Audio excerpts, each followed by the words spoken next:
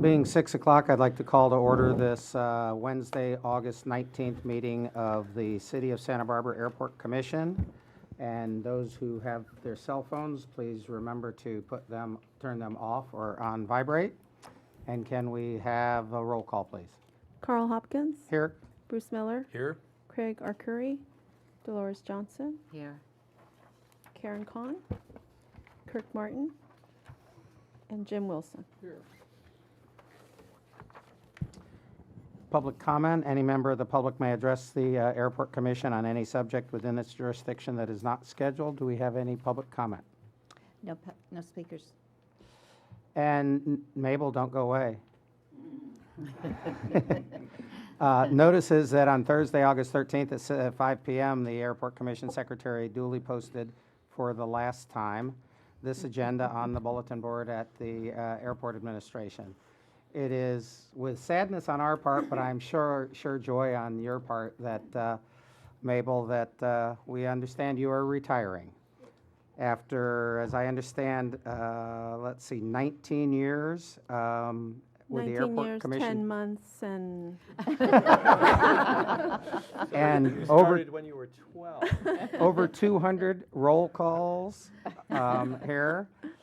Also been responsible for the preparation, posting of the agenda, the taking of the minutes, the editing of the videotape. I guess that's to cut out all of our blunders, which is very nice. Make sure that all of our agendas are here in our folders and available for us at home. And just generally helpful and always, always, always with a smile on your face. well, thank So we have a few things here for you.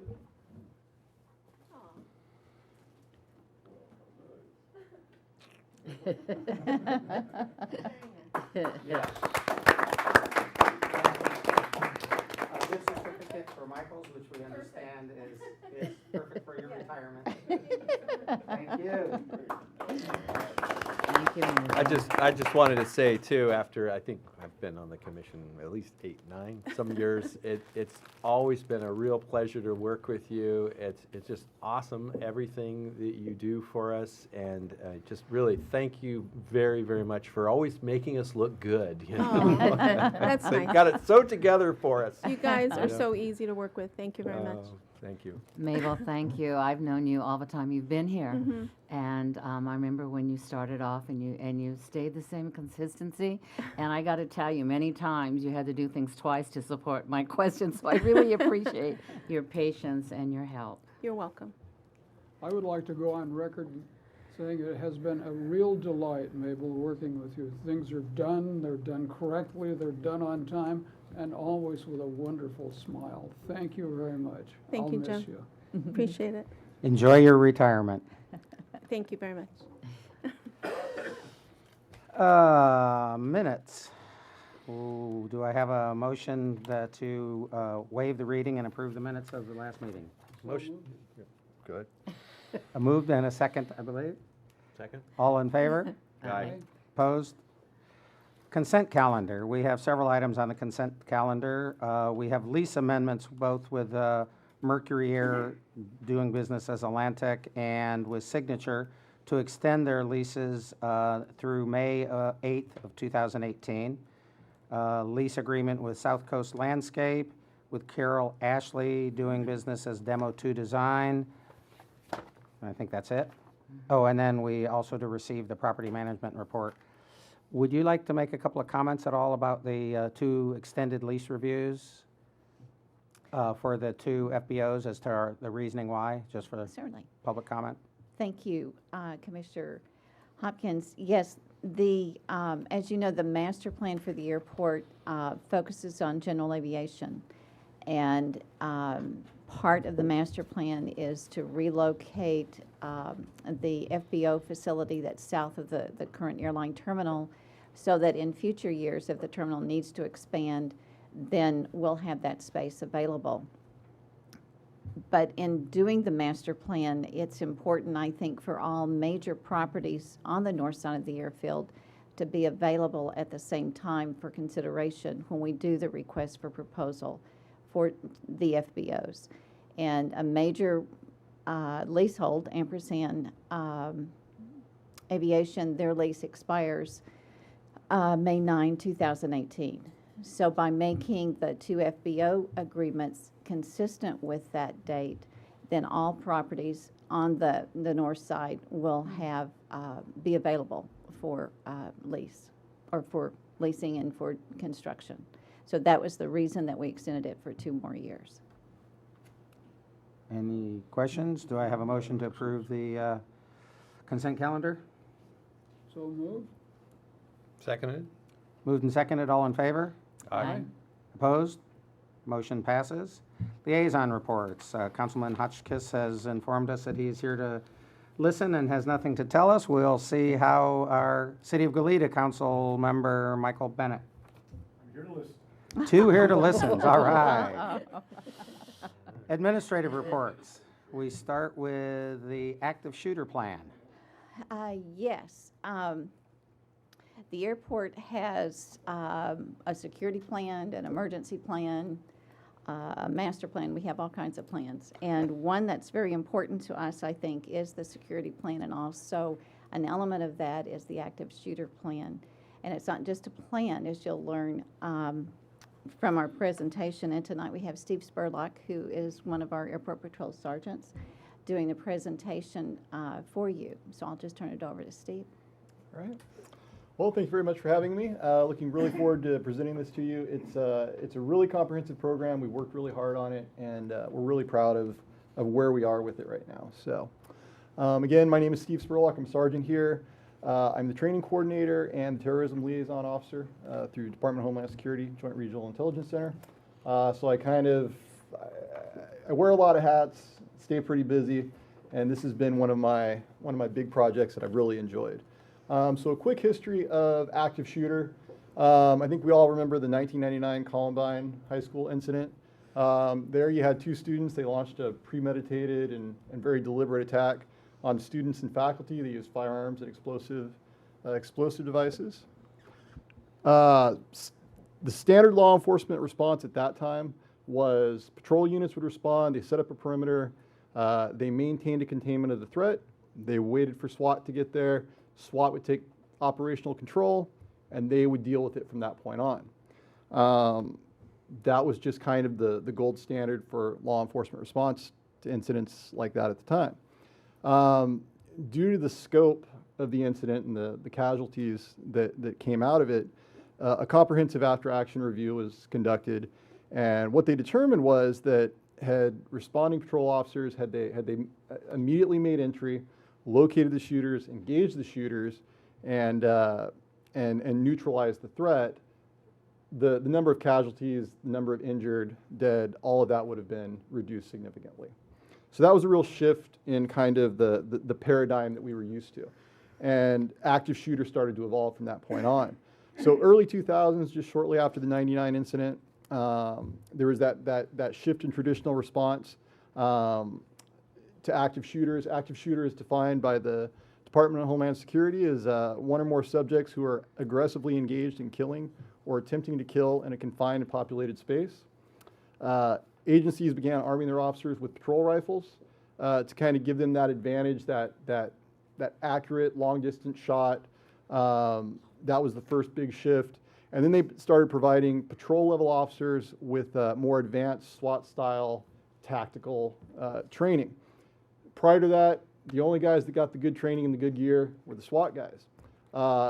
And what was realized is patrol is really, they're the most effective resource because they're the first ones on the scene. They can get there, they can engage the shooter and really mitigate any kind of losses. So they started providing this training, and that was a big change, and it's proven that it was a positive change because it's been very effective over the years. Which brings us to where we are today. Active shooter critical incident response tactics, they're constantly changing, they're constantly evolving. It really is it's a living, breathing creature. It's all based on a thorough after-action review of each incident that occurs domestically and internationally. Law enforcement as a whole we look at each incident that occurs, we look at motivations, tactics, preparation, behavioral threat analysis, and then we adjust our tactics accordingly.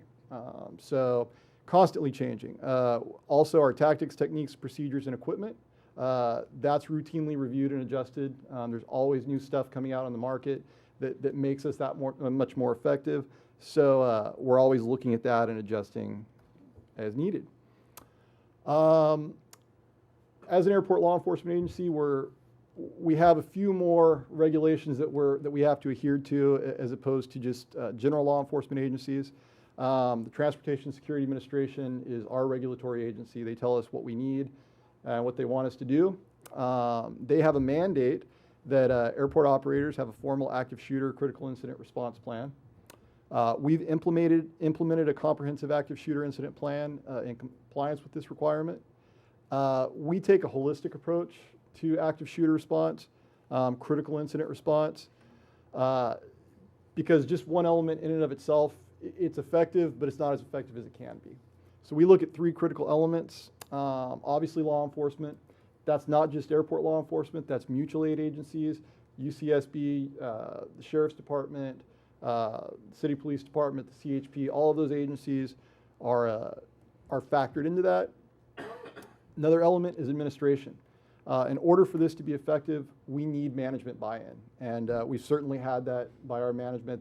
They've enabled us to really kind of run with this program and make it what it is and make it as successful as it's been. And then finally, the stakeholders. We need to involve everybody from the outside. We need the airlines, the FBOs, TSA, all of those people, because they're the ones that we're going to be dealing with if and when that day actually comes. And then finally, our program addresses the present-day multi-assault counterterrorism action capabilities, MACTAC. That was a phrase coined by LAPD's Counterterrorism Bureau shortly after the Mumbai, India attacks, and it looked at active shooter as a whole and not just the one school shooter or the one lone wolf shooter, but actual coordinated teams working in concert with training and command and control capabilities. So some of the threats we're looking at, these are just a couple of photos I put up there for illustration. The top two photos are the Mumbai attack in India, and the bottom is Nairobi, Kenya, the Westgate Mall attack. Both of those were Al-Qaeda affiliates, very coordinated, very well prepared attacks. They had their own command and control elements, and they were very effective. And unfortunately, law enforcement in those countries, they just weren't prepared for that type of an attack. I think had it occurred in the United States, we've done a really good job of preparing.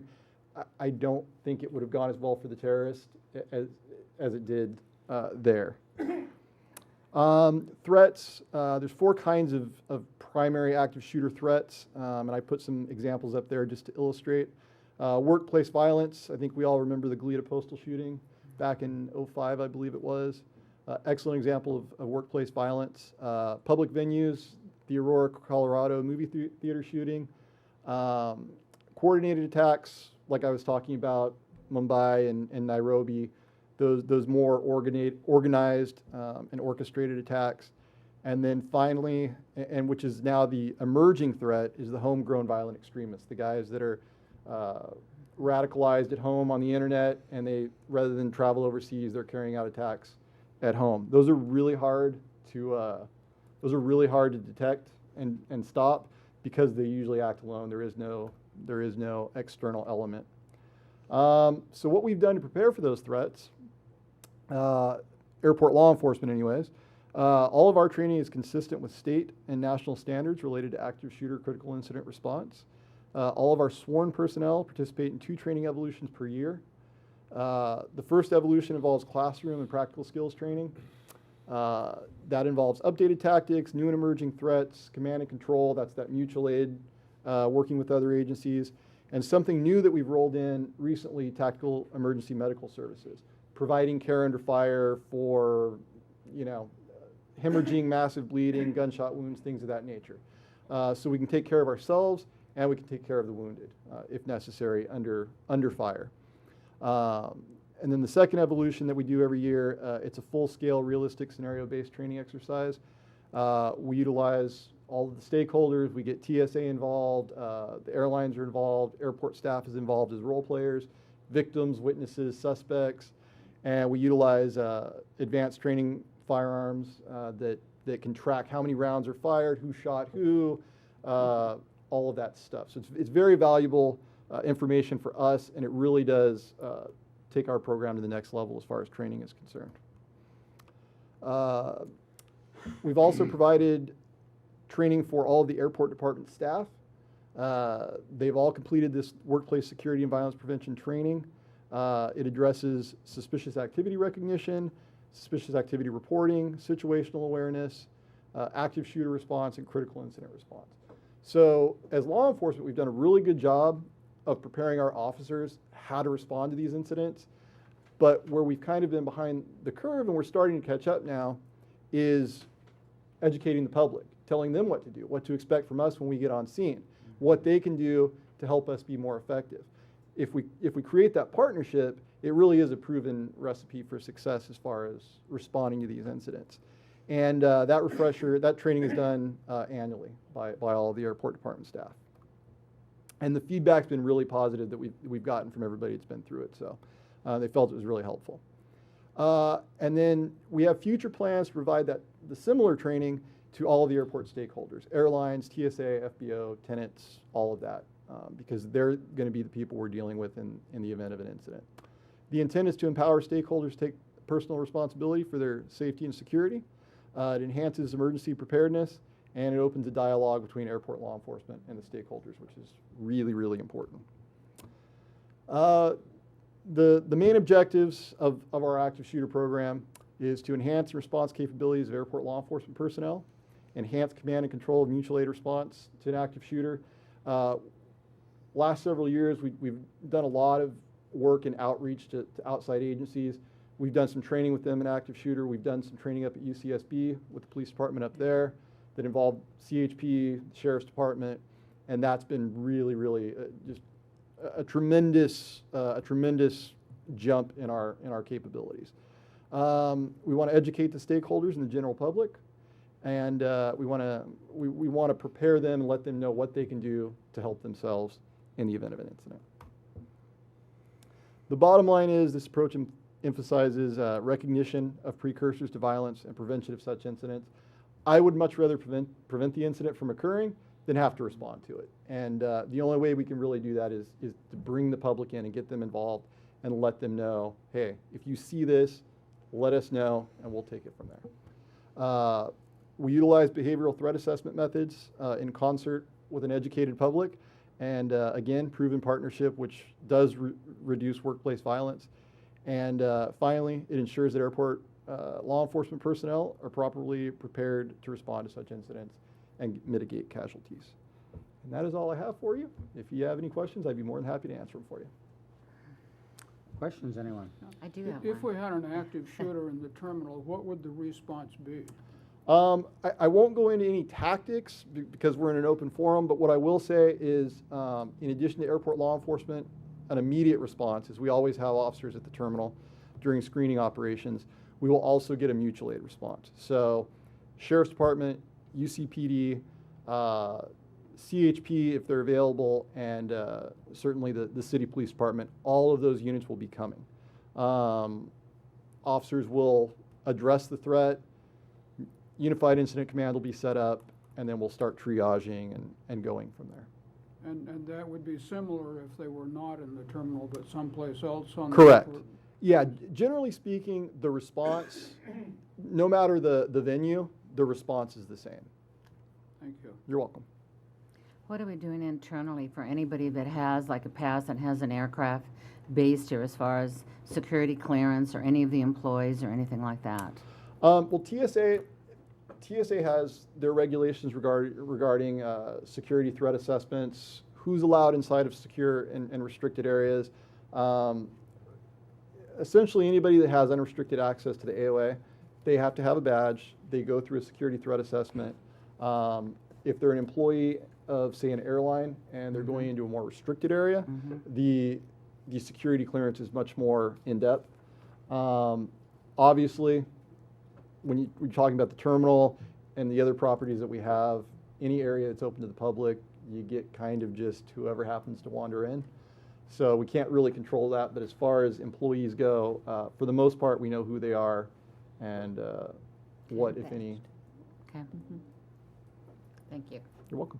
Any other comments? Thank you very much. It was interesting. Let's hope you never have to do it for real. Certainly. Thank you very much. Have a good night. Thank you. Thank you. Good night. Thanks, Steve. Next administrative report is industrial stormwater discharges. And I know you're excited about this one. We have our facility maintenance manager. What is your title, Jeff? Facility manager, airport facility manager.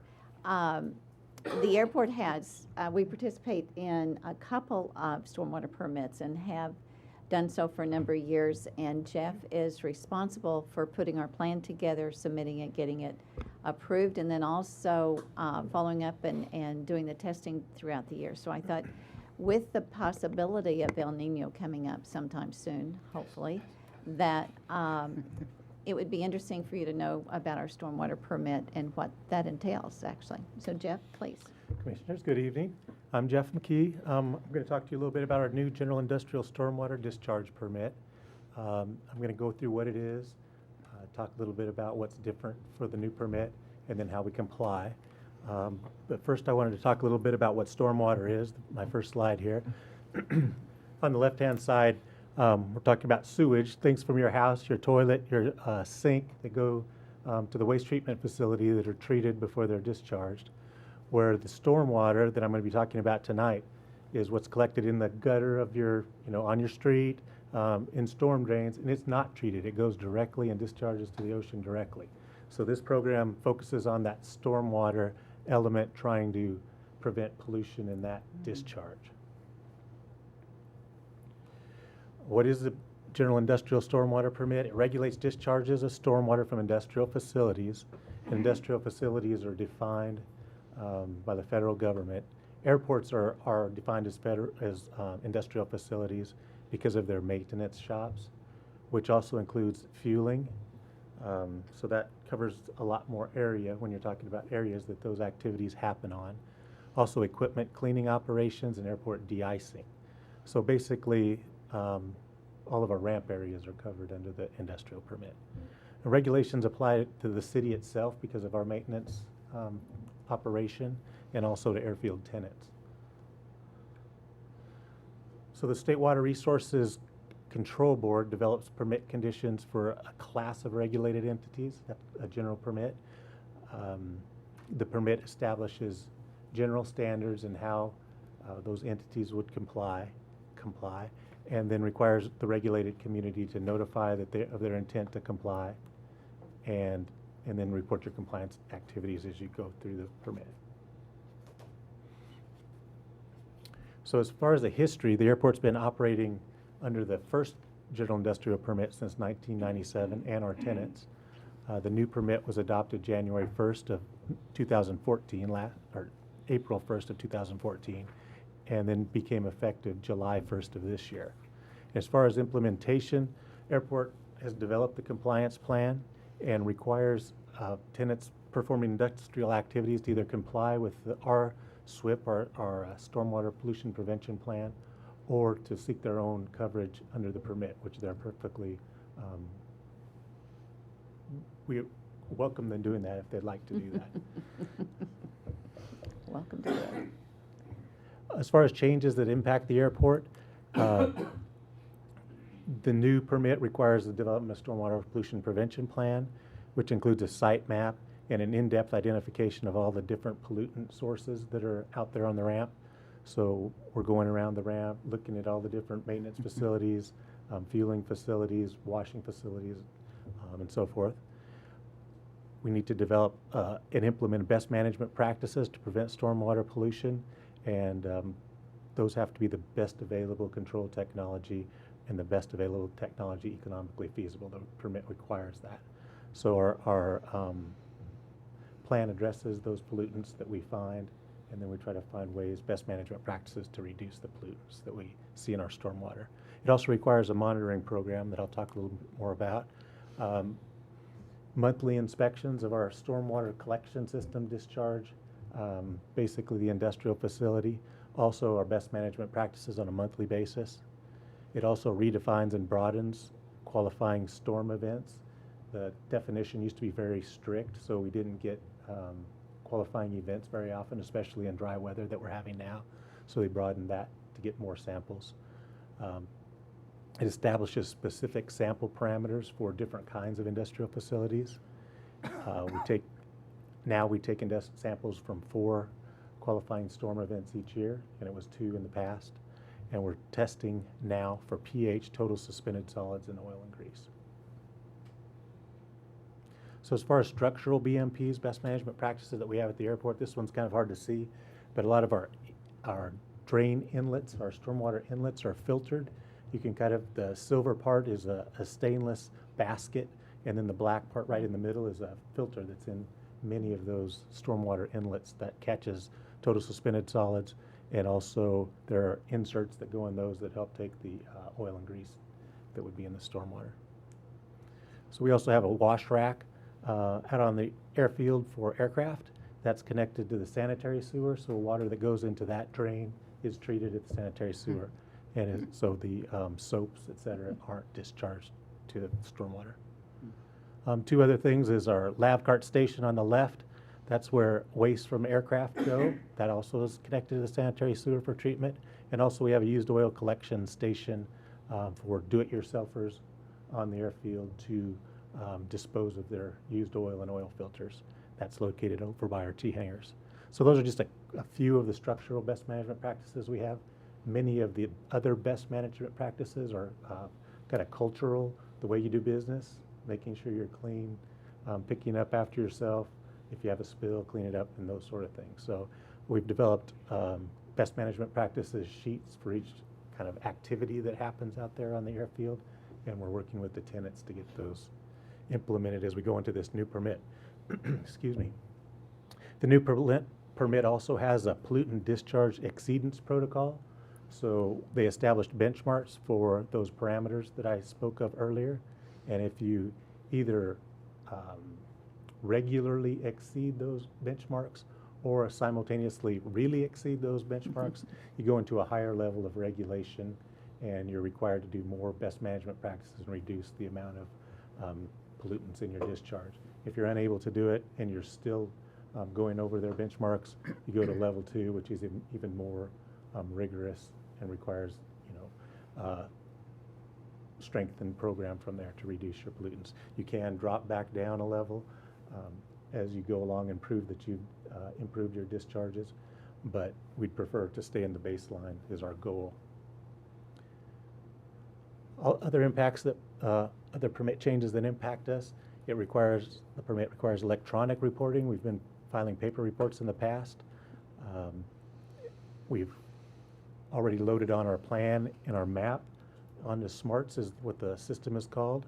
We'll also be reporting sample results, our annual report, and then if you do get into above the baseline and you need to do any those exceedance response actions, which is what ERA stands for, you're also required to report those electronically, and those records are available for the public to look at. So that's a good thing to make our program more transparent.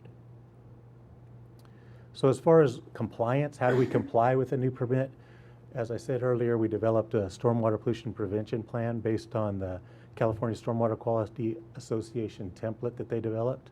And then we got together with our master tenants for their input and comments on the best management practices that we had developed that they will be implementing as well as airport.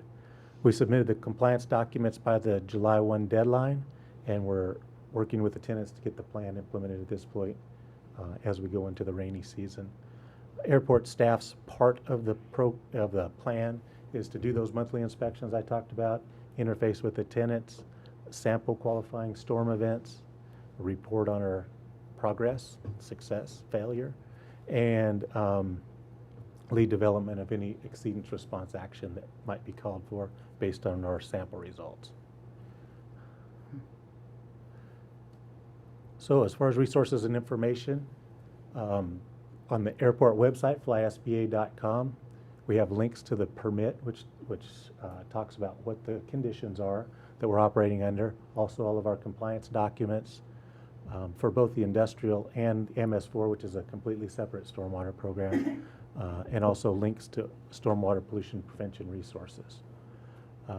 Public can access that off of flysba.com, or they can go to the SMARTS website, which I've listed there, and those are our official reports, our plans, our map, and so forth that we submit to the regulatory agency. So I think that's all I have. Be happy to answer any questions. Questions?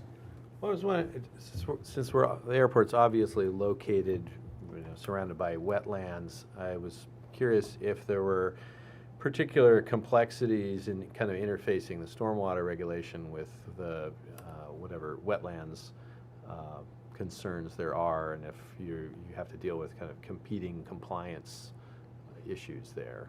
This is one case where there are not competing compliance issues. The industrial stormwater program and the MS4 have just, it's based wherever you are within the state. These are the terms of the permit. Good. I have two questions. What happens when we get a flood? We're hoping El Nino will bring us a lot of rain, but how do you plan to capture some of the flow off the ramps that? Well, we've picked, I think, 12 spots that we plan to sample from. And you have to be within the first 4 hours of discharge. So, and it can't have rained within the last 48 hours, or some of the parameters that they have. So we're hoping that there won't be flood water at that point. If it's dangerous for our staff to get out, you're not required to sample. Okay. Have we ever had a discharge that exceeded maximum levels? In the previous permit, we did have some total suspended solids that were high occasionally, and we had specific conductants, which we had to sample for in the last permit, but we don't have to sample for in this permit. And I think that's largely to do with the salt seawater interface. I think we were getting some discharge samples that Okay, reflected that. suspended solids, would that be mud that's washing? That's dirt, which also picks up other pollutants, is that why it's a concern. Any other comments? One more comment. I want to commend you because I see a lot that goes on at other airports, and I've never seen anything quite this good. You've done a you. great job. It's impressive. Thanks. Thank you. Thank you. Thank you very much. Sure, thank you. Next item here is the fiscal year 2015 P3 year-end progress report. Yes, this is the first time I think that we've brought a completed P3 report back to Airport Commission, and in your packet, of course, you have a summary of all the P3s for the department and how we did with those, whether we accomplished it or not. But I thought I'd just give you just a few highlights for this program, which actually started about 15 years ago. And the purpose, of course, was so that departments in the city as a whole could plan and prioritize work effort, and then we could evaluate whether or not we were effective or efficient, and we could identify by monitoring the reports and the P3s and our objectives, we could see if we're being, have areas for improvement. And also, each department would be aligned with goals set by City Council. So our P3s promote long-term planning. They improve our efficiency and effectiveness, as I said, and we develop objectives every year and consistent with our budget process, and those are incorporated in the budget, and the progress is monitored on a quarterly basis. We have each program that's in the budget, each used to be a division, now they're called programs, establishes their own performance objectives. This past year, fiscal year 15, we had 54 objectives identified. And of those, we achieved 43 of 52. One objective was deferred for funding reasons. So that should have been 53 maybe. Some of the accomplishments this past year, we did complete the minimum standards for aeronautical activity. We developed a frequent flyer parking incentive program, implemented the strategic marketing plan, and we really expanded that down to Ventura County, which is a large part of our catchment area, as you know, for our air service. We also, Patrol Division did a complete revision of the airport security program, and the Certain Ops Division conducted a tabletop emergency exercise, which is an FAA requirement for the airport to do each year, to have either a full-scale or a tabletop exercise of our emergency plan. Another major accomplishment that Facilities and Planning completed was construction runway 15 left and 33 right pavement rehab project. That was an FAA-funded project. This is an airport-funded project, which was one of our long-term tenants, MarePro, now it's L3 Communications, had requested that the turf be replaced with drought-tolerant plants. And so Jeff McKee led that effort, and also we'll be working with them again this year on another part of their building remodel. Some of the reasons that we didn't achieve all of our objectives, we have had vacancies in several, just about every division's had a vacancy. And that does make an impact, especially on patrol, where they have very set points that they have to cover on a daily basis, and sometimes we just didn't have staffing available to do that. Other objectives that we have to maintain a certain number of flights or a cost per in-plane passenger, we can do the best we can on our end, but when the airlines make decisions that affect that, then the airport, we're not going to achieve it. So in a couple of those, the cost per in-plane passenger and the number of, our share of the number of seats or flights available in our region, those were impacted by loss of air service. Additionally, under property and management, we had a revenue line item there, and Rebecca, as you know, has worked really hard to fill our vacancies, but we did have the big ones, as you're aware, and that impacted us. We've had a project delay on the master plan. We were hoping that we could have that released, the environmental document, earlier during the year, but we had to go back and redo our traffic study, so that was delayed. But over the years, the airport has averaged 79.75% of the total. Citywide, all departments within the city, the average for fiscal year 14 was 84.5%.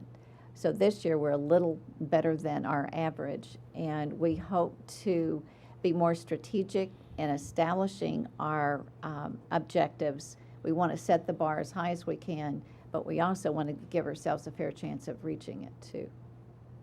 Thank you. Any questions you have? I see. Questions or comments? No? Well, I'd have to say, if you look, the slides are a great overview, but when you look at all the detail, it's a tremendous number of undertakings you have on that list, and you go down and it's mostly all check marks, so you really are to be highly commended for that. Obviously, if you hit 100% of them, you weren't asking enough of yourselves, so you're right in there. Yeah, it's truly amazing how many balls were being juggled in the air and got completed. Thank you. Thank you. It is amazing. Yes. I mean, when you look at a year and look back on a year on the accomplishments, I mean, we focus on big items, but there's a lot of work going on in this department, and I think the P3s illustrate that. So, thank you. That's great. Okay, and the last item is the director's report. I just have a couple of items. As you know, today is a special day for aviation because it's National Aviation Day. And so Lynn Houston put out a press release to celebrate that here at the airport, and she also highlighted the World War II memorials that we have, and also included information about the other businesses on the airport and just what a regional asset having an airport like Santa Barbara is for the community. So kudos for us for having a National Recognition Day. I also wanted to point out our passenger traffic. While the big report that you have still reflects a negative number as far as enplanements this year versus last year, When I broke it down by the existing airlines that we have, US Air/American, and then United and Alaska, you're going to be surprised, I hope, that American US Airways is actually 28% higher this year than the same period last year. United is 14% higher this year with enplanements or passengers than last year, and Alaska is 54%. So if we take Frontier out of that equation, overall, for this month compared to the same month in 2014, we're up 24.5% by those three airlines. So Wow. eventually, that's going to show up in our overall report, but That's really it's good. significant, I think, for those three airlines. Mentioned the environmental impact report earlier. That will be released right now. We're anticipating getting the documents in Monday of next week, and then we'll begin the public hearing process and distribution. And so we hope to release it on August 31st. We have 2 construction projects getting ready to start. Those are our FAA grant projects, the Airfield Electrical Safety and Fence Project, and also we'll be doing some North General Aviation ramp replacement. So once again, we're going to mess up the airfield. Tracy and Ops will be out I love there all the time. And then in closing, I just wanted to point out that on July 28th at the council meeting, that the mayor adjourned the council meeting in memory of John Clark, who served several terms on the Airport Commission and was chair for a number of years. So I thought that was nice. Sorry, it still sometimes gets me. So that concludes my report, and I'd be happy to answer any of your questions. Questions, comments? My only comment would be to thank Mabel again very much for these great years of helping the commission out and the airport. Thank And you. enjoy your retirement. She's Appreciate been, she's been part of the team for so long, I don't know what we're going to do come Yeah. September 5th when she leaves, but she's been an asset for all of us, and even for Tracy. Thank you, You Mabel. will certainly be missed, Mabel. Absolutely. That's for Thank you sure. all. Thank Appreciate you. it. And with that, we are adjourned.